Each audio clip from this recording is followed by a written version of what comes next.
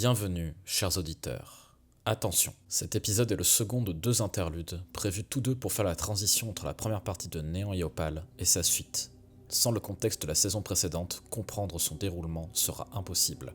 Néant et Opale est une campagne horrifique et violente, un récit pouvant contenir des mentions de trafic humain, de gore, de violences sexuelles et de violences policières. Si un de ces sujets vous perturbe, nous vous invitons à stopper là votre écoute.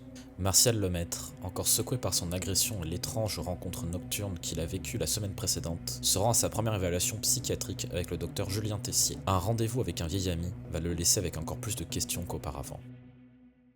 Le soleil perce péniblement à travers les nuages, éclairant faiblement la pièce dans laquelle tu te trouves. Par la fenêtre qui donne sur la rue, t'aperçois des rangées d'immeubles. On est en milieu de matinée, et cela fait environ 3-4 jours que ton jogging matinal a été brutalement interrompu par une agression violente qui a considérablement choqué ton ami Maxime.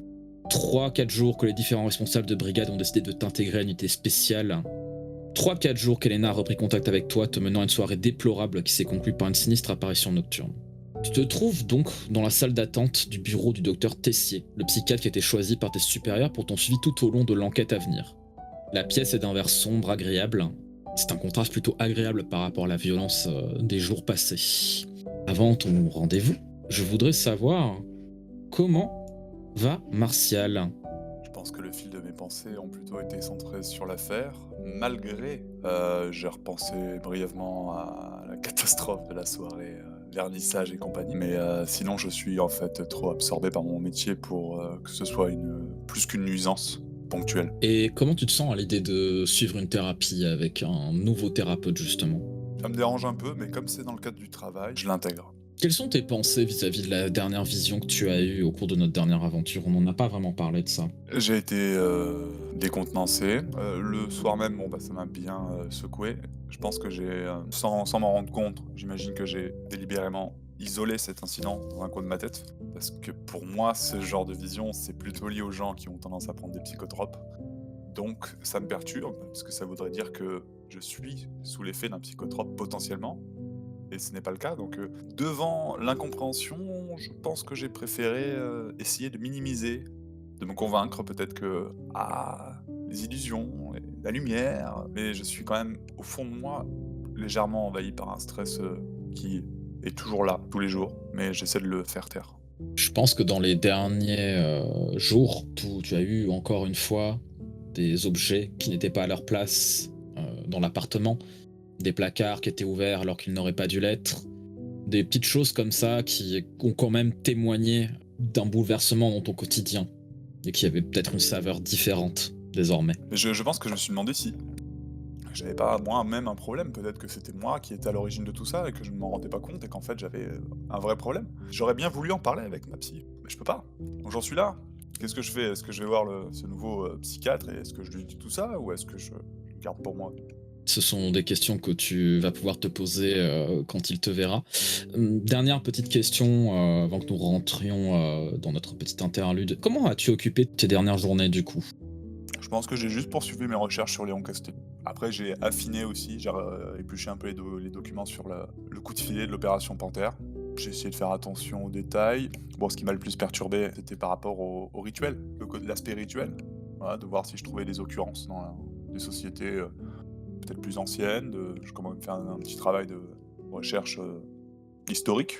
Bon, pour l'instant, j'ai un peu fureté en surface. Je suis pas encore allé profondément dans ce genre de recherche. Donc, Pendant que toutes ces pensées traversent ta tête, ça fait quelques minutes que tu es là, tu es arrivé en avance bien sûr comme à ton habitude. Après plusieurs jours de pluie, il y a enfin un petit peu de soleil sur Paris qui donc, comme je te le disais, pénètre par cette petite fenêtre au fond de la salle d'attente.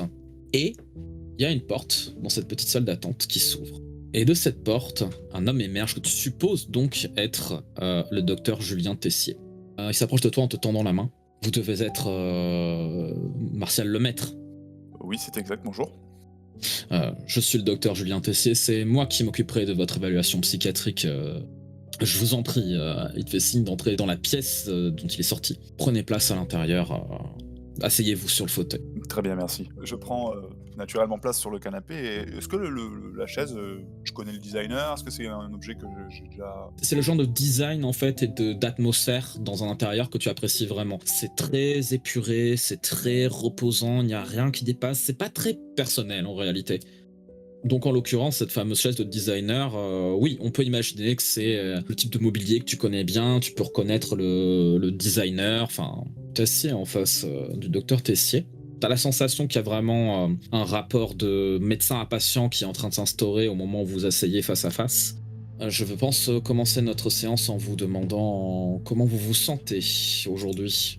Pour l'instant, je suis plutôt droit comme un piquet et je me détends, je m'incline en avant et je pose mes coudes sur mes genoux et je joins mes doigts, tout en posant mon menton contre mes pouces. J'observe la chaise et je lui demande, tout en écoutant ce qu'il m'a demandé, hein, je lui dis c'est une Constantin Gretschik. Il a l'air vraiment surpris. Ouais, vous avez un regard très affûté. Eh bien, oui, effectivement, c'est bien un Constantin Gretschik. J'en possède une autre chez moi, à vrai dire. C'est quand même du mobilier qui est assez cher. J'y tiens beaucoup. J'apprécie la jonction entre confort et esthétique simpliste que propose Gretschik. Désolé, je ne pouvais pas m'empêcher de le remarquer. Je vous en prie, c'est une très bonne remarque. Vous vous intéressez au design, inspecteur Lemaître? Cela m'apaise en général, oui. Très bien. Tu vois qu'il a déjà commencé à ouvrir son carnet et à prendre quelques notes à l'intérieur. Je ne compte bien sûr pas mettre toutes mes observations dans le rapport que je destine à vos supérieurs. Mon métier, c'est d'observer, c'est d'écouter. Ne vous inquiétez pas, vous êtes en terrain ami. Mais vous n'avez pas répondu à ma question, Martial, si je peux vous appeler Martial. Oui, bien sûr, je vous en prie. Vous pouvez m'appeler Julien si cela est plus pratique pour vous. Oui, j'imagine qu'on va passer beaucoup de temps ensemble, si je puis me permettre, donc effectivement, autant créer un lien de confiance, hein. Pour ma part, ça va. Je suis un peu perturbé, forcément, parce que je suis une thérapie depuis 3 ans et 2 mois, très exactement, avec une psychothérapeute. C'est vrai que je suis un peu perturbé par le changement soudain, mais je comprends la nécessité de ce changement de thérapie. Oui, vous comprenez bien que dans le cadre d'opérations aussi sensibles, il est nécessaire que les informations que vous pourriez fournir à votre thérapeute soient filtrées. Justement, comment envisagez-vous cette thérapie? Écoutez, j'ai la chance, même si c'est un petit peu présomptueux de ma part, de considérer que, à la vue du travail que j'ai accompli pendant 3 ans, je suis à peu près stable. Maintenant, je connais la réalité du terrain, j'ai déjà mené des enquêtes par le passé, notamment l'opération Panthère à laquelle j'ai participé. Je sais qu'elles peuvent être très douloureuses psychologiquement, et je sais que c'est des choses que je ne pourrais raconter à un psychothérapeute plus, j'allais dire, plus classique. Je sais que je vais avoir des choses à vous raconter dans les prochains jours et je ne me sens pas mal à l'aise à l'idée de cette rencontre. Voilà qui est très très très positif. Il continue à noter dans son grand carnet. Très bien. Vous avez déjà fait un grand travail sur vous-même et sur vos émotions, sur votre comportement. C'est quelque chose que si vous le désirez, nous pourrons approfondir. J'ai comme politique de ne pas forcer mes patients policiers à collaborer avec moi, puisque malheureusement, beaucoup considèrent ces entretiens comme une formalité. Je ne force personne. Mon travail, c'est d'écouter, c'est de conseiller, c'est de consigner des informations. Si vous ne désirez pas coopérer, je ne vous en empêcherai pas. Cependant, je pense qu'il est préférable que nous ayons une bonne collaboration et une bonne entente, vous et moi. Je suis entièrement d'accord. C'est une très bonne nouvelle. Et le fait que vous ayez déjà mis un pied dans le monde de la psychothérapie est plutôt bon signe. Ça va nous permettre d'évoluer rapidement ensemble. Nous parlions d'enquête, de travail. J'aimerais que vous me parliez de la façon dont vous visualisez l'enquête à venir et ce qui vous y inquiète. Pour être tout à fait honnête avec vous, je vois ça comme quelque chose d'inachevé. J'ai l'impression que depuis l'opération Panthère, il y a eu des restes. Il y a eu des choses qui n'ont pas été résolues. Et en fait, elles nous reviennent dessus. Ah, je fais des gestes un peu, j'essaie de structurer ma pensée. Je pense que mes mains forment une espèce de boîte. C'est un peu comme si le temps s'était figé en ces derniers temps. Si on était dans une espèce de coupole et que le temps s'était arrêté et qu'il fallait résoudre quelque chose. Donc, dans mon cas, c'est l'enquête. Mes yeux ont tendance à se perdre un peu pendant que j'explique, parce que j'essaie de faire le point sur mes pensées. Ils t'observent très attentivement pendant que tu dis ça. Je pense qu'il y a quelque chose à régler avec cette enquête. Il y a beaucoup de zones d'ombre et je suis honoré de pouvoir être détaché sur cette enquête. Je n'ai pas encore rencontré mes coéquipiers toutefois et j'ai beaucoup d'inquiétude quant à ma rencontre avec Monsieur Castelli. Si je puis me permettre, bien sûr en gardant le secret professionnel de mon côté, Pourquoi? m'a l'air tout à fait, comment dire, ingérable. J'aime le contrôle. Chez moi, j'apprécie en général le design, des choses simples que je peux utiliser et mettre en place à ma convenance. Monsieur Castelli me semble être tout à fait contraire à cette éthique que j'ai dans ma vie. Donc je vous avoue que c'est le genre d'individu avec lesquels j'ai pas beaucoup l'habitude de frayer. C'est assez inédit pour moi. Mmh. Et je ne l'ai pas encore rencontré, donc je n'ai que des on-dit et des échos. Des échos, je pense, déformés par les événements, par les témoignages. Diriez-vous qu'en plus du stress occasionné par l'idée, de devoir, résoudre peut-être, que le terme, oui, mystère est un peu grand, mais nous l'utiliserons. Un mystère qui aurait été, non résolu depuis une décennie maintenant, plus le fait, d'avoir un élément perturbateur comme, Léon Castelli s'additionne? Disons que je vais devoir faire preuve de tout mon professionnalisme pour réussir à mener effectivement ces 2 tâches qui m'incombent. Mmh. Je ne m'en sens pas incapable, ceci dit. Je voulais rebondir sur les notions de professionnalisme et de contrôle dont vous parlez. Ce sont pour vous 2 valeurs très importantes, j'ai l'impression. Oui, Est-ce que ces notions, vous les avez déjà abordées avec votre ancienne thérapeute? oui, régulièrement, bien sûr, depuis le début. Mais on a et on aurait pu me reprocher, cette obsession du contrôle et pour moi, ce n'en est pas. Ça me va très bien. Mmh. Le contrôle est pour moi très, très bénéfique. Mais bon, j'imagine qu'effectivement, j'ai une tendance parfois à l'obsession. Si vous me permettez de vous poser la question, Martial, pourquoi avez-vous commencé une thérapie, avant de nous rencontrer? J'imagine que, qu'une certaine forme de pression sociale m'a toujours empêché d'admettre qui j'étais et de vivre en phase avec moi-même. Pour arriver enfin à vivre, en paix avec mes obsessions, comme diraient certaines personnes, j'ai dû quand même passer par, effectivement une thérapie, mais j'ai toujours considéré qu'il fallait être capable de reconnaître ses problèmes et d'avoir des outils que peuvent nous apporter la thérapie, pour pouvoir les surmonter et être équilibré. Mmh. J'ai l'impression, d'après ce que vous dites, que vous avez la sensation d'être arrivé, à peu près à cet équilibre. À peu près, oui. Très bien. Quels sont vos liens avec votre famille, Martial? Est-ce que je vous surprendrai en vous disant qu'elles sont compliquées? Non, vous ne me surprendriez absolument pas. C'est une réponse plutôt commune. J'ai toujours eu, du mal à avoir un lien, sain avec ma mère, extrêmement dur avec moi, qui n'a jamais vraiment apprécié, le fait que je me destine à porter l'uniforme. Je m'entends très bien avec ma tante, ceci dit, avec qui je partage beaucoup plus de choses et sinon, par rapport à mon géniteur, je n'ai pas beaucoup d'informations. Vous ne le connaissez pas? Non, ça ne me dérange pas. Vous avez fait votre deuil, de cette relation? Oui, il faut encore que je fasse le deuil de ma relation avec ma mère, mais c'est un des gros sujets aussi de ma thérapie. Je vous ai menti, je ne vous ai pas tout dit. Je vous en prie, nous sommes là pour nous apprendre à nous connaître, et puis vous êtes libre de me fournir les informations que vous désirez. Vous n'avez plus de contact du tout avec votre mère? Rarement. C'est jamais pour le plaisir. Est-ce que vous avez toutefois des personnes dans votre entourage auxquelles vous tenez? Famille éloignée, amis, petit ami peut-être? Pour les amis, j'en ai quelques-uns et je pense que j'ai fait le tri, donc ce sont des personnes qui sont, très intéressantes pour moi. Un de mes voisins, Maxime Duclos, on s'entend plutôt bien, on partage, des sessions de sport. J'ai aussi un très bon collègue, du temps où j'étais au STUP, Yann Leroux. J'ai gardé un très, très bon contact avec lui. Nos rapports sont soudés, lors de l'opération Panthère justement. Pour ce qui est des relations, sentimentales, tu vois, je tire un peu je fronce un peu les sourcils. Oui, j'ai une fréquentation, c'est un peu compliqué. Vous savez, moi, je me revendique et j'apprécie mon asexualité. Donc c'est vrai que j'ai tendance à trouver que tout ce qui est affaire de sexe, quelque chose de plutôt déplacé, auquel on accorde beaucoup trop de crédit, si vous voulez mon avis, mais ce n'est qu'un avis. Pardonnez-moi si je suis un peu cru, n'hésitez pas à me dire si je vais trop loin dans mes questionnements, mais vous me paraissez apte à recevoir ce genre de questions. Est-ce que vous considéreriez que le sexe est une chose vulgaire, peut-être dégoûtante? Vulgaire, oui. Ah oui, oui, sale.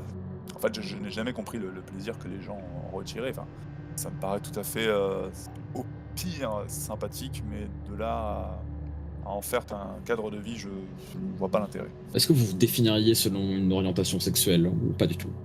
Je ne crois pas. Ou alors je ne le sais pas. En tout cas, je pense que je suis un pur produit d'hétérosexualité, tout ce qu'il y a de plus standard, mais je n'ai pas attirance prononcée pour l'activité sexuelle. Est-ce qu'il y a d'autres personnes dont vous désirez parler qui vous sont chères dans votre entourage? Non, Pas de famille éloignée, pas de... non, j'ai fait le tour des gens qui me sont chers. Vous définiriez-vous comme quelqu'un de solitaire? Oui, mais j'apprécie la solitude.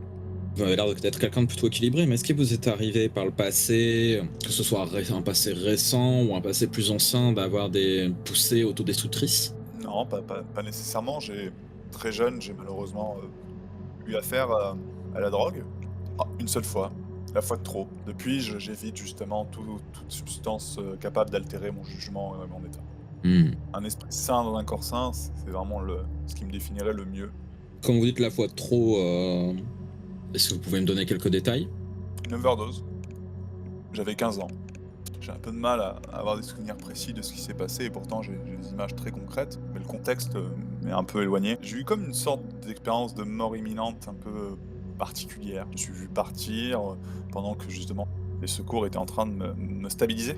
Est-ce que vous y avez vu quelque chose? Et c'est là où Martial incline son regard et regarde au-delà de la chaise du psychiatre, le regard dans le vide pendant un long moment. Rien de particulier, plutôt l'impression de me voir moi, quitter mon corps, le genre d'expérience qu'on peut lire sur internet. Et je re-regarde loin derrière le psychiatre, avant de redresser machinalement mes yeux dans ses yeux. J'imagine que cela a dû être assez effrayant pour vous et que ça peut peut-être expliquer aussi votre besoin de contrôle sur votre vie, sur votre corps, vos fréquentations. Très honnêtement, j'ai peur de mourir. Tout ce qui peut me conduire à mourir me dérange. Alors, je sais, je fais un métier qui est plutôt dangereux, mais je le respecte. Je préfère prendre ce risque considéré plutôt que de laisser le monde devenir de plus en plus destructeur. Enfin, je fais ma part. Et je préfère être dans l'acte plutôt que de vivre caché. Je ne bois pas d'alcool, je ne fume pas, je ne prends pas de drogue. Je fais tout ce que je peux pour me maintenir en forme, mais je n'ai pas non plus peur de prendre certains risques. Je sais que ça peut paraître paradoxal. Lesquels, par exemple, de risques? Quand je suis dans le travail, quand j'ai l'impression de ne plus être moi-même, ma fonction est plus importante, je ne ressens pas tant le danger que ça. J'ai l'impression d'être protégé par mon rôle. C'est un peu particulier, expliqué comme ça, mais j'y ai rarement réfléchi, en fait. Je n'ai qu'une dernière question à vous poser avant que nous amorcions la fin de notre première séance. Est-ce que vous pensez qu'en dehors de l'aspect purement pragmatique et obligatoire de cette thérapie, que nos entrevues puissent vous apporter quelque chose? Et je ne peux pas me prononcer, et je pense que seul le temps nous le dira. Sans vouloir vous vexer, bien entendu. Vous ne me vexez pas du tout, Martial. Mais si je peux me permettre cet éclat, vous paraissez être quelqu'un de tout à fait compétent, et j'apprécie votre sens de la décoration. Je pense que vous êtes quelqu'un de tout à fait sérieux et avec du goût. Je me plierai facilement à toutes vos questions. Encore une fois, Martial, c'est un échange donnant-donnant. Si vous ne désirez pas collaborer pour une raison ou une autre, vous préférez laisser nos entrevues au strict minimum, je ne le prendrai pas mal et je me contenterai de signer un petit papier à la fin de chaque semaine pour dire que vous allez bien et que vous êtes apte. Si vous désirez aller plus loin dans la recherche de qui vous êtes, de vos pulsions, de vos besoins, ma porte est ouverte, mon numéro est toujours joignable. Je suis là pour ça. Puisque, comme vous le refaisiez remarquer, nous allons effectivement passer un certain temps ensemble. Autant en profiter et le mettre à bien. Avant de vous libérer, nous allons travailler un petit peu, dans un premier temps, sur cette sensation de vous sentir protégé par votre rôle d'inspecteur de police. J'aimerais que vous y réfléchissiez et que nous approfondissions cela la prochaine fois que nous nous verrons. J'aimerais aussi que nous parlions de vos inquiétudes sur Léon Castelli. Si vous avez quelques mots à dire dessus maintenant, n'hésitez pas, mais j'ai l'impression que vous ne vous êtes pas encore rencontrés est peut-être un peu tôt, mais il me semble que votre premier rendez-vous avec l'unité au complet aura lieu au cours de la semaine qui vient, donc nous nous reverrons plus tard et nous pourrons en parler en face à face si vous le désirez. Très bien. Bah, nous ferons de cette manière, oui. Je pense qu'on en parlera quand j'aurai rencontré Monsieur Castelli, ce sera beaucoup plus simple. Et d'ici là, je travaillerai à réfléchir à la question que vous m'avez posée.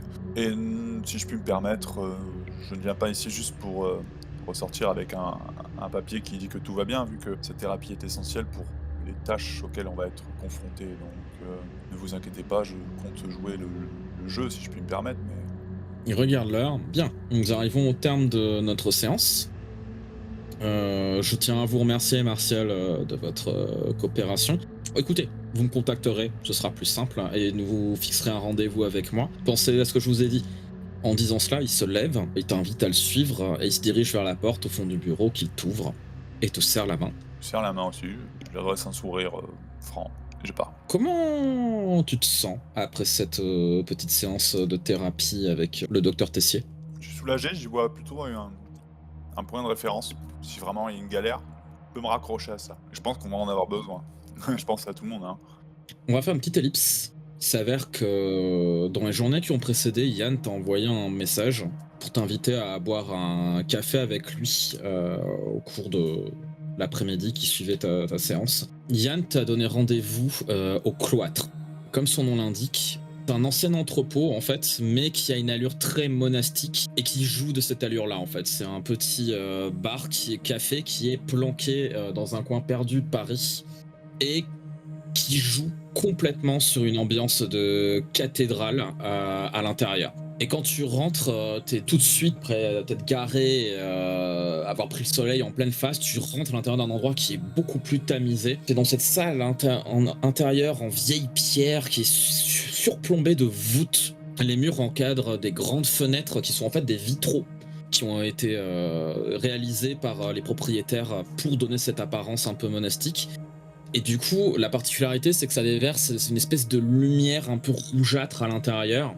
En fait, c'est un endroit qui, le soir, peut être rempli de monde, étudiants, jeunes cadres. C'est un lieu qui est plutôt couru. Mais l'après-midi, l'avantage, c'est qu'il y a personne. C'est désert à cette heure-ci.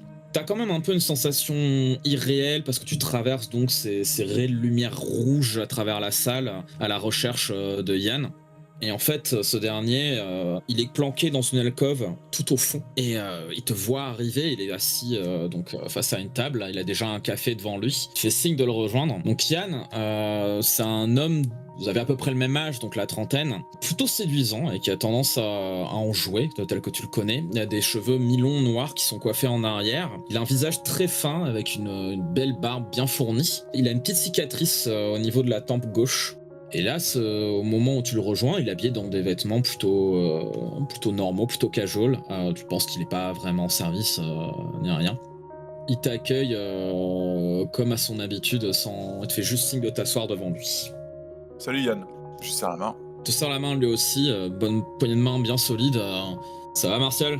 Je m'installe, je m'époussette un peu la veste. Ça va bien et toi? Ouais, bah écoute, la routine quoi, hein, genre, les petites affaires dans les couloirs du bastion, les bruits de couloir justement, etc. C'est pour ça que je voulais te voir justement. Je voulais savoir comment tu te sentais, j'ai appris qu'il t'était arrivé une petite couille cette semaine, et je voulais savoir si ça allait. Je regarde un peu à droite et à gauche. Je cherche le serveur du regard d'ailleurs. Il y a effectivement un serveur qui a attendu que tu te sois installé pour se diriger vers vous. Qu'il est en train de marcher vers vous pendant que t'es en train de parler. Oui, bah écoute, ça va. Après, je trouve que l'ambiance est de pire en pire en ville. Je sais pas si t'as des éléments de ton côté, mais M'en parle pas. j'ai même récemment eu affaire à des tox, si je peux me permettre. Donc ils m'ont menacé. J'étais avec Maxime, un collègue à moi que t'as déjà dû te présenter, je crois. Je crois que je me rappelle, le mec qui installe des alarmes, c'est ça? Ouais, on s'est retrouvés perdus. Il y avait un brouillard. On faisait notre footing habituel là sur la coulée verte. Hein. C'est un endroit qui est plutôt calme en règle générale. Et là, je sais pas, il y a eu une sorte de brouillard qui s'est installé petit à petit. On n'y voyait pas à plus de 2 mètres. Et on est tombé sur une véritable scène de crime. Donc, il y avait déjà des agents sur place. Je me suis signalé très vite. Et après, on a quitté la coulée verte pour rejoindre la rue et remonter vers le quartier. Et en fait, on s'est perdu à ce moment-là. On est tombé sur un genre de passage, un genre de tunnel. Enfin, je pourrais même pas dire où on était exactement. Et là, on est tombé sur des tox qui ont commencé à nous attaquer. Et bon, on a réussi à s'en tirer. Mais c'était particulier. Ouais. Moi, ça va. Maxime, par contre, lui, il est. Ah ouais, il est pas bien. Je lui ai donné les coordonnées de mon psychothérapeute. J'espère qu'il allait l'avoir. C'est un vrai merdier en ce moment. Entre les putains de junkies qui attaquent n'importe qui et les gens lambda qui vrillent complètement. D'ailleurs, on s'attend à ce que dans les semaines qui viennent, il y a des putains de manifs qui pètent de partout. Enfin. Ouais, j'ai vu des notes circuler.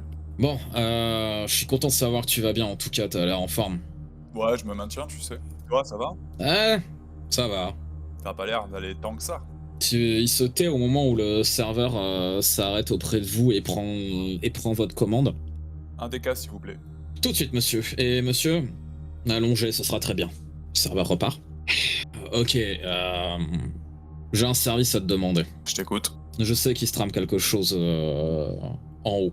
Je sais pas exactement ce que vous y faites ou quoi, mais je sais qu'il y a une unité qui est en train d'être créée pour enquêter sur quelque chose de sérieux, et je sais que t'en fais partie. Je cherche pas la merde, mec, t'inquiète.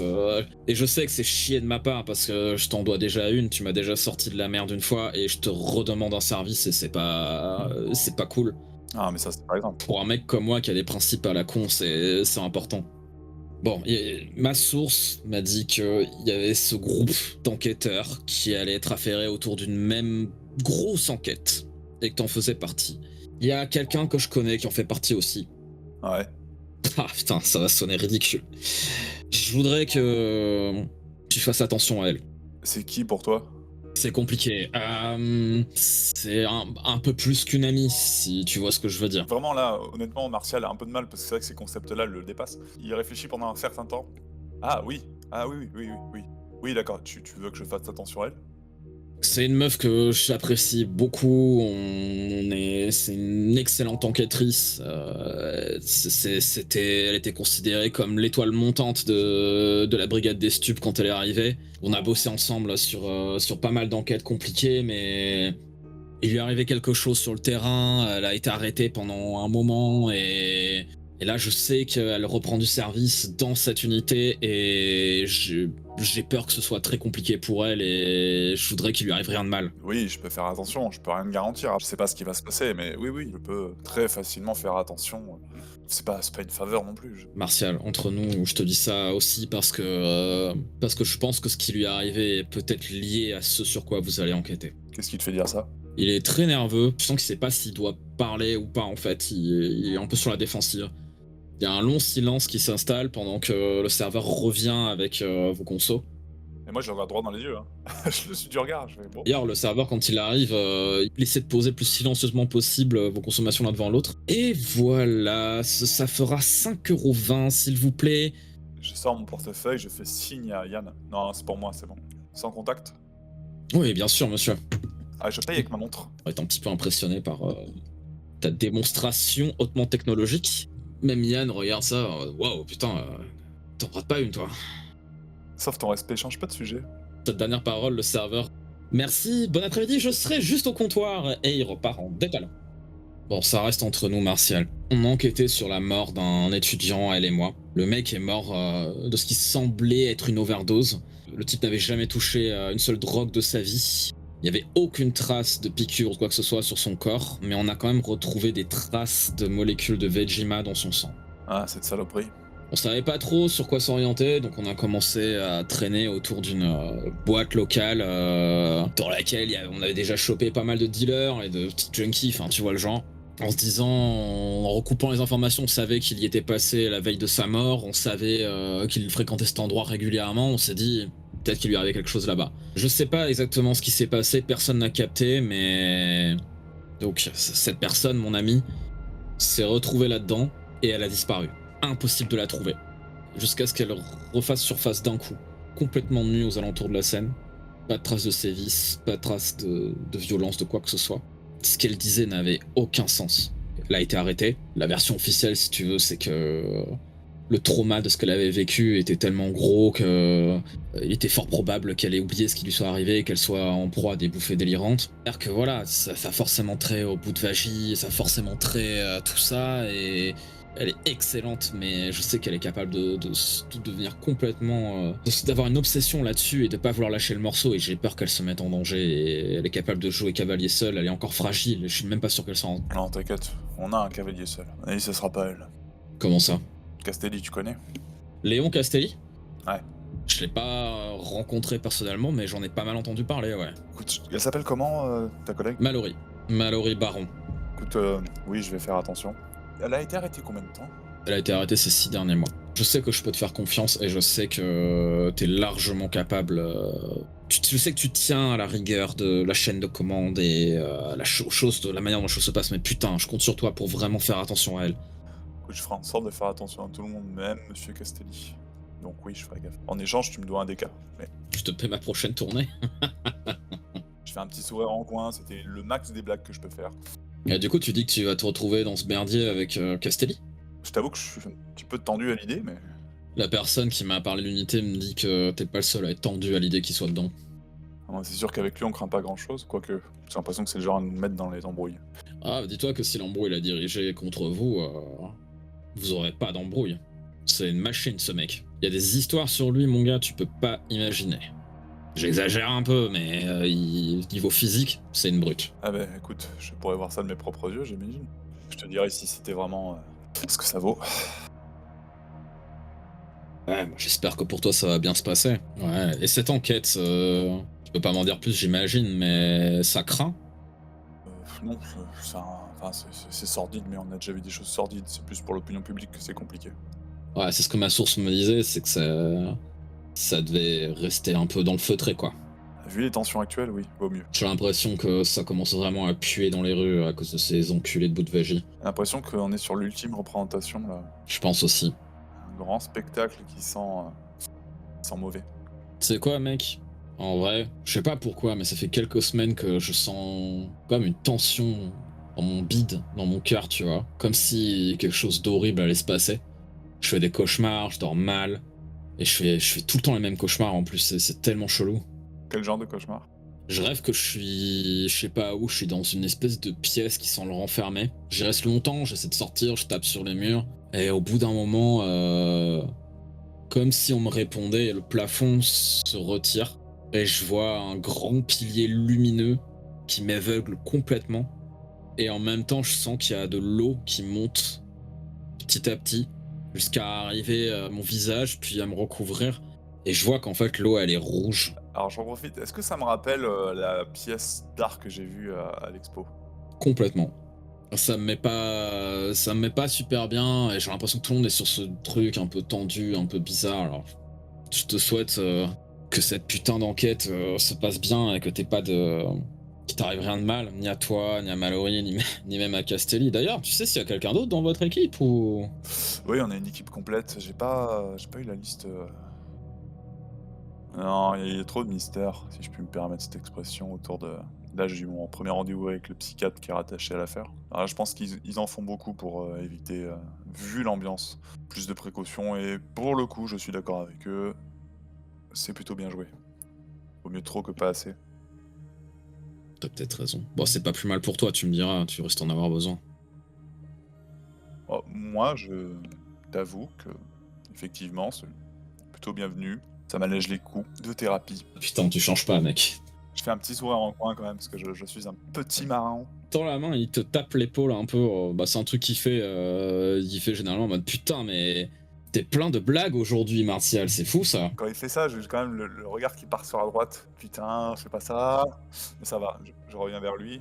Oui, je suis d'humeur cocasse. Vous passez peut-être quelques heures à discuter de tout et de rien pour finir par partir chacun de votre côté. Il te reste quelques jours avant qu'on démarre véritablement officiellement ce qui s'appelle désormais officiellement l'opération Escaton. J'aimerais savoir, avant qu'on ferme ce chapitre, ce petit interlude, quel sentiment tu as vis-à-vis de tout ça, de ce que t'as dit Yann, de l'affaire à venir. J'ai l'impression que je me dirige inlassablement vers un épais brouillard dans lequel je vais être obligé de rentrer et duquel je ne suis pas sûr de sortir indemne. Et c'est sur ces dernières paroles qu'on va clore ce petit interlude, alors que tu quittes le cloître, tu prends ta voiture et que tu rentres chez toi. Et petit à petit, on va imaginer comme une caméra qui se lève lentement en suivant le départ de ta voiture, puis qui se soulève au-dessus de Paris, qui prend toute la ville dans son ensemble, comme le corps d'un géant endormi. Vous venez d'écouter le second et dernier interlude de la première partie de Néon et Opale, une campagne pour Cult, Divinité perdue, écrite par Jericho. Cult est un jeu de rôle édité en France par Arcane Asylum et écrit par Robin Lilienberg et Peter Nallo. La musique entendue tout au long de ce récit a été composée pour le podcast par Ciaris. Cassidy joue le rôle de Martial Lemaître et Jericho, celui de maître de jeu. Cet épisode marque la fin de cette première partie. Merci pour votre fidélité. N'hésitez pas à nous montrer votre soutien en suivant les liens liés à cet épisode, et à bientôt pour un nouveau chapitre de Néon et Opale.